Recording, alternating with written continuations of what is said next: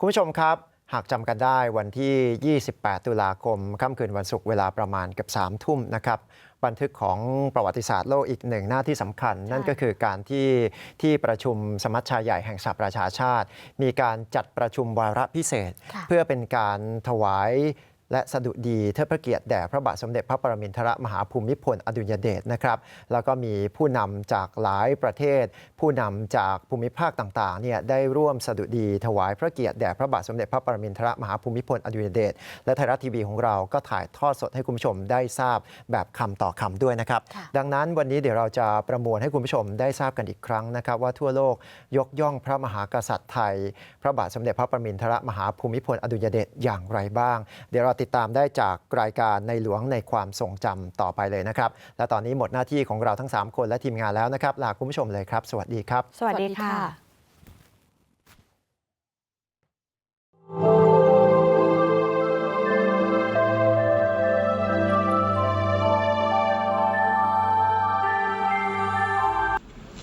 Before we proceed to the item on our agenda, it is my sad duty to pay tribute to the memory of the late King of Thailand, His Majesty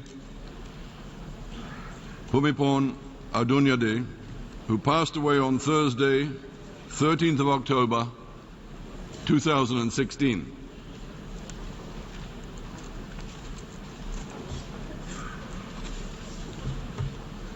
On behalf of the General Assembly, I'd like to request the representative of Thailand to convey our condolences to the government and people of Thailand and to the bereaved family of His Majesty the King.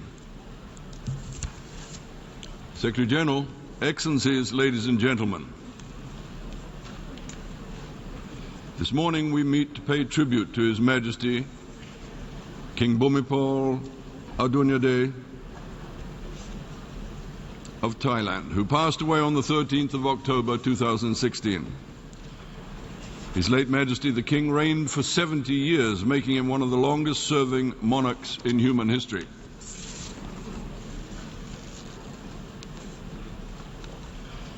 He was revered by his people and admired throughout the world for his grace, dignity and humility and steadfast dedication to his country and people. At his coronation, he declared, "We shall reign with righteousness for the benefits and happiness of the Siamese people." It was a commitment he worked tirelessly to fulfill throughout his life. The king was beloved as the people's king, and through the thousands of development projects that he initiated over his lifetime, he oversaw a period of profound social, economic and development transformation across the country, significantly improving the livelihoods and well-being of the Thai people.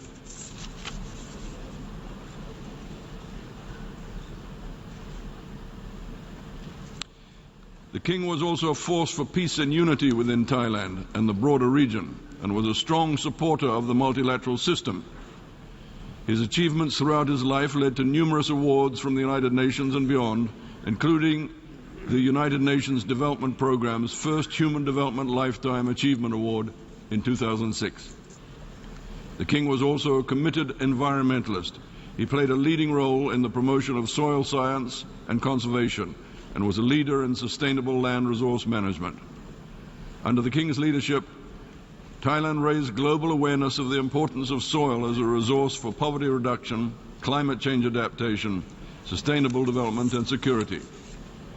In 2013, the General Assembly recognized these efforts by designating 5th of December, the same date as the King's birthday, as World Soil Day, as well as 2015 as the International Year of Soils. His Majesty was one of the most venerated global leaders of our time. His profound legacy to the people and nation of Thailand and the world at large will always be remembered. On behalf of the General Assembly, I extend our most sincere condolences to the government, the royal family and the people of Thailand as we mourn His Majesty the King's passing. Our hearts and thoughts are with the people of Thailand at this time. I now request the General Assembly to rise and observe a minute of silence in memory of the late King.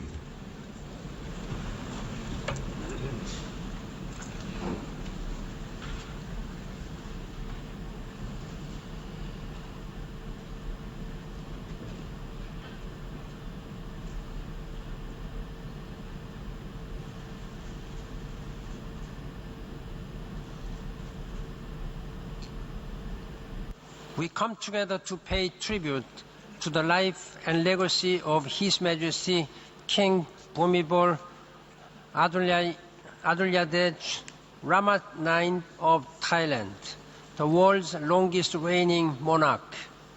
On behalf of the United Nations, I once again express most profound condolences to Her Majesty Queen Sirikit, the royal family, the government of Thailand, and the Thai people. A visionary and humanitarian, King Bhumibol was loved and revered by the people of Thailand and respected around the world. I had the honor of meeting King Bhumibol during a visit to Thailand in 2007 and long admired his dedication to improving his country and the lives of its people, particularly the most vulnerable. Throughout 7 decades, King Bhumibol served as a stabilizing force in Thailand, notably during times of political turmoil and tensions. The outpouring of grief from the Thai people on his passing is a testimony to the King's tremendous influence across the country and recognition of his lifelong work to better the lives of his people. King Bhumibol's commitment to sustainable development and national resilience helped to move the country through its various development phases and towards becoming a vibrant economy. In recognition of his work, King Bhumibol was awarded the first United Nations Human Development Lifetime Achievement Award in 2006. The United Nations recognizes and pays tribute to the remarkable life that His Majesty King Bhumibol led and joins all those who loved the revered King in offering heartfelt condolences. In the spirit of the late King, the United Nations looks forward to further strengthening the partnership with the Royal Thai government and the people of Thailand to advance democracy, development, peace and human rights for all. Thank you. Mr. President, Excellencies, it is with great sadness that we've learned about the passing away of His Majesty King Bhumibol Adulyadej of Thailand. On behalf of the members of the group of the Eastern European states, I would like to express our deepest condolences to the royal family and to the Thai people. It is painful to lose a leader who cared so deeply about his country, the world, and humankind. His Majesty worked tirelessly for rising prosperity and development of Thailand, skillfully steering the country through the difficult times. He was a king who was loved by his people and deeply revered internationally, a true leader who inspired his own nation and the rest of the world. As an advocate for education and building bridges between nations, King Bhumibol inspired and encouraged people to strive for peace and prosperity. As he wisely noted, and I quote, "A good person can make another person good. It means the goodness will elicit goodness in the society. Other persons will also be good." His Majesty King Bhumibol will always be remembered for his outstanding leadership and dedicated service to his country. His achievements as the development king, who made an extraordinary contribution to human development, is cherished worldwide. The former UN Secretary General, Mr. Kofi Annan, stated while presenting him the first Lifetime Achievement Award for the United Nations Development Program in 2006, His Majesty was a visionary thinker who played an invaluable role in shaping the global development dialogue. Let us also recall the unique talents and passion of the king, who as a musician and a composer used music as a bridge to build communication, relationship, and friendship. The leadership, courage, and wisdom of King Bhumibol will be missed. In this time of grief and sorrow, our thoughts and prayers are with his family and the people of Thailand. I thank you. Mr. President, Secretary General, colleagues, I have the honour to speak on behalf of the group of Western European and other states. And on behalf of this group, I wish to offer our sincere condolences to the royal family and people of Thailand on the death of His Majesty King Bhumibol Adulyadej earlier this month. His Majesty guided the Kingdom of Thailand with dignity, dedication and vision throughout his remarkable 70 years on the throne. He was the longest-serving monarch in the world at the time of his passing. Standing in this chamber, it is astonishing to think that His Majesty ascended to the throne when the United Nations was only a year old, with Thailand becoming its 55th member state. He was the embodiment of the post-war generation, with its hopes and dreams of global peace, development and universal human rights. From this same vision, the Charter of the United Nations was born, and in this way, the challenges faced by His Majesty during his long reign echo those that have faced all member states in this organisation. It is difficult to draw highlights from such a long and rich history of service to the Thai people, but I will make 3 observations. First, His Majesty will be remembered for serving the needs of his people. His Majesty spent years of his reign touring Thailand's agricultural provinces, meeting local people, visiting rural projects and asking local leaders about the challenges to their lives. His Majesty led development programs in the poorest parts of the country and was a keen supporter of advanced agriculture and sustainable development. The mark of this work can be seen across Thailand today. His Majesty was also a talented musician and patron of the arts. He was an accomplished painter, photographer, composer and saxophonist. For many years, His Majesty broadcast a live music concert for his people, performing with a jazz group in the studios of the Royal Radio Station. And finally, His Majesty will be remembered for his unwavering dedication to the Thai people. He was greatly respected at home and around the globe for his dedication to his people and government. He was a welcome symbol of stability for his nation through both good and more challenging times. Mr. President, His Majesty leaves a lasting legacy and a true mark on history. We join the people of Thailand in mourning his passing. Thank you.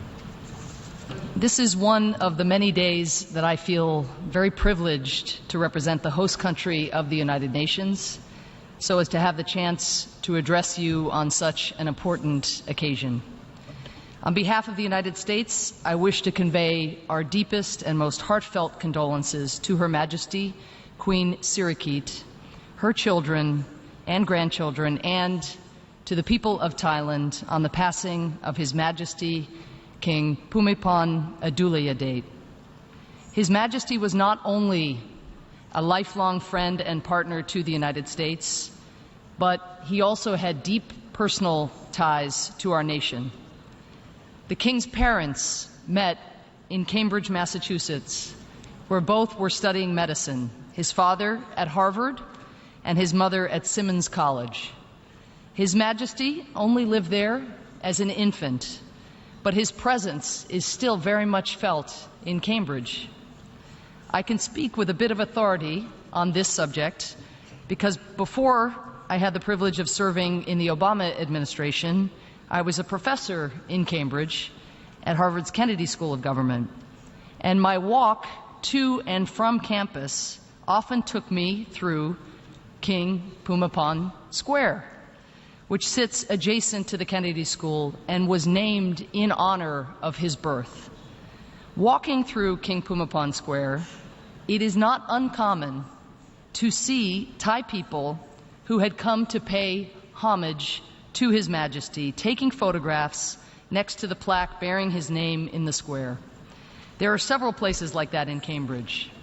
In the nearby Brigham and Women's Hospital, where His Majesty's mother once worked, hardly a day goes by when Thai visitors do not come bearing gifts, flowers, or small handwritten notes. That is the kind of devotion His Majesty inspired in the Thai people. Nearly 2 decades ago, a journalist asked the King how he wanted to be remembered. He replied that he cared very little about how history remembered him. He said, quote, "If they want to write about me in a good way, they should write how I do things that are useful," end quote. In the eyes of His Majesty, doing things that were useful meant finding a way to solve problems that affected real people, most importantly, the vulnerable and marginalized people.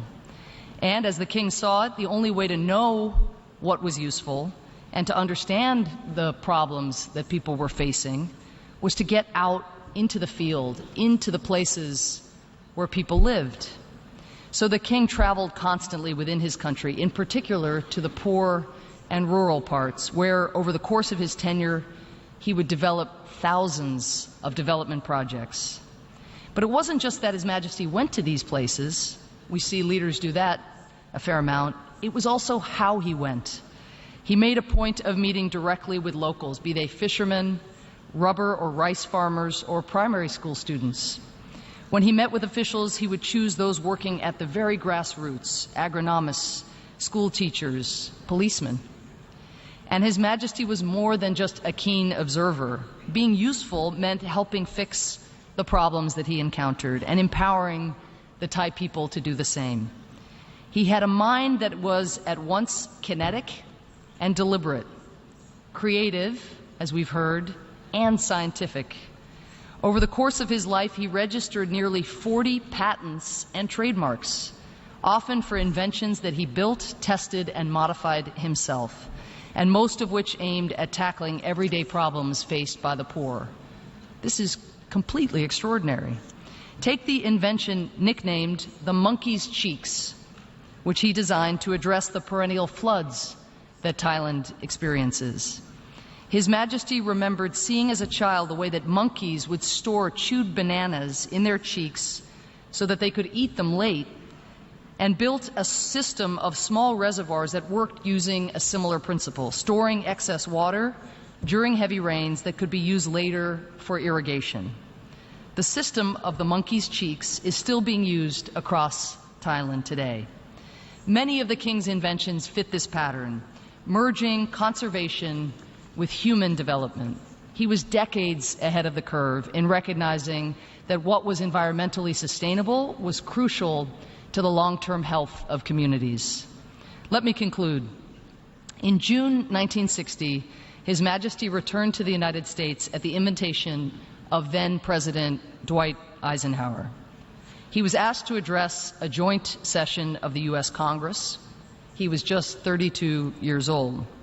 Speaking to Congress, His Majesty said that he had accepted the invitation in part because of what he called the natural human desire to see my birthplace, Cambridge, which he returned to on that trip.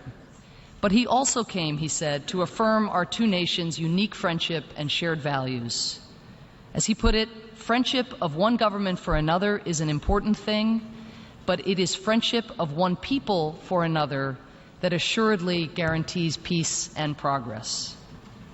His Majesty told members of the U.S. Congress that there was one tradition valued above all others for the Thai people, the commitment to family. He said, quote, "The members of a family are expected to help one another whenever there is a need for assistance. The giving of aid is a merit in itself. The giver does not expect to hear others sing his praises every day, nor does he expect any return. The receiver is nevertheless grateful. He too, in his turn, will carry out his obligations." End quote. Now, the king was speaking about the bonds and generosity among members of Thai families. But in retrospect, his words can just as easily be applied to the way that he lived his life, a life of always looking for ways to be useful to those in need, a life of giving and of serving every single day, not to earn praise, not to get something in return, but rather because that is what one does for family. And His Majesty considered all the people of Thailand to be his family. How fortunate the Thai people were to have had His Majesty as a member of their family. And how fortunate we are to be able to learn from the way that this remarkable king chose to live his life. Thank you.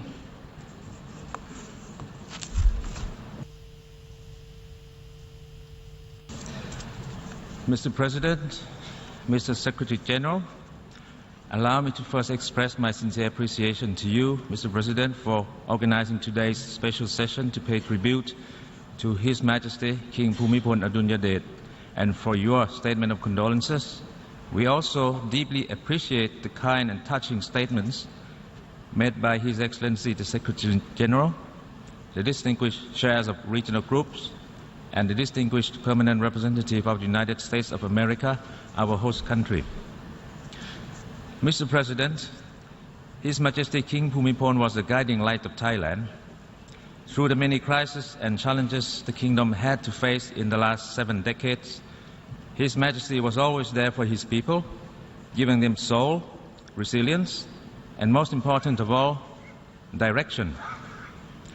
He was a symbol of our national unity, sustaining the kingdom's cultural and social integrity, providing spiritual and material foundation on which Thai people from all walks of life built their livelihood.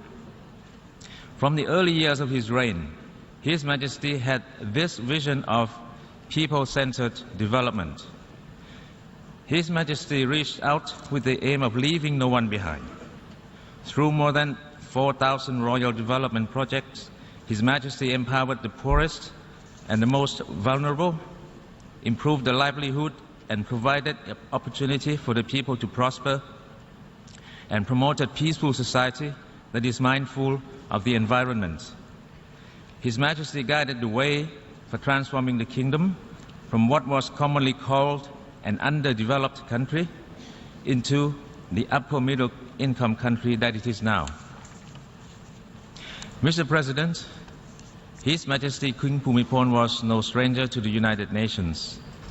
Twice in the 1960s, he made official visits to the UN headquarters here in New York and shared with the Secretary General his insights on tackling pressing global issues. His Majesty's pioneer work on crop substitution and integrated rural development, started in the early 1960s, has over the years been praised by the UN Office on Drugs and Crimes as an effective means to eradicate illicit drug production. The work has indeed developed into the now globally recognized concept of alternative development, which has successfully turned countless opium poppy fields in many countries around the world into horticulture plantations, handicraft and vocational training centers, or even tourist attractions. The UN and its specialized agencies on numerous occasions recognized His Majesty's role as a development king through his contribution to improving people's lives, rural development, food security, and his lifelong dedication to the cause of sustainable development, thus presenting His Majesty with the FAO's Agricola Medal in 1995, the UN Habitat Scroll of Honor Special Citation Award in 2003, the first ever UNDP Human Development Lifetime Achievement Award in 2006, and the WIPO Global Leader Award in 2009. In recognition of his research and development work on soils, His Majesty's birthday, the 5th of December, has been designated World Soil Day by the General Assembly since 2014. His Majesty's countless efforts in working side by side with grassroots people, farmers and communities, and thousands of royal development projects throughout Thailand for decades have crystallized into what is now known as the philosophy of sufficiency economy. This latest gift bestowed on the Thai people by His Majesty advocates moderation, reasonableness and prudence based on knowledge and virtues as way of life and decision-making framework. Acknowledged as a practical approach to achieving sustainable development, the philosophy has been successfully practiced in Thailand and many other countries in both agricultural and business sectors, as well as in public administration. We are proud to have been able to share this gift with our friends here at the United Nations over the years.